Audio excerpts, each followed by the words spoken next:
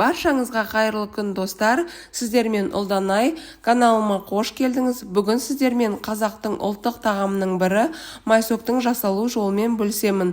Майсок тарыдан жасалатын дәруменге бай тағам. Видеоны соңына дейін көріп, осы рецепт бойынша жасап көріңіз. Рецепт ұнаса лайк басып, каналыма тіркелуді ұмытпаңыз. Ең алдымен ыдысымызға 1 стакан сүтті құйып, отқа қойып, жай отта қайнататын боламыз. Бөлек ыдысқа тарыны салып, суы ағарғанша бірнеше рет жақсылап жуып аламыз.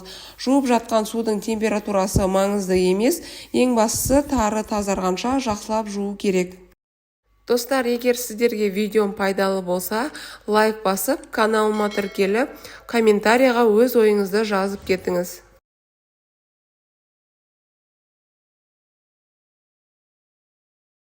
Осылай бірнеше рет жуып алған тарыларды сүзгіден өткізіп, артық сулардың барлығын төгіп, қайнап тұрған газдағы сүтімізге салып, жай отта тарыны 3-4 минут қайнататын боламыз.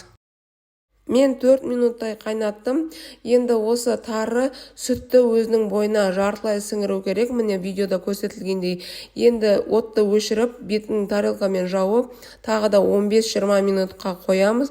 20 минуттан кейін міне осындай толықтай сүтті сіңірген болды. Енді осы тарымызға өзіңіздің қалауыңызша қантты салсаңыз болады. Мен кішкене тәттірек болғанын қалап, көбірек салдым. Егер тәтті болғанын қаламасаңыз, аз салсаңыз болады. Қант ерігенше жақсылап бір келкі барлығын астынан үстіне қарай араластырып, бөлме температурасындағы жылы сары майды салып, тағы да жақсылап барлығы бір келкі болғанша араластыратын боламыз.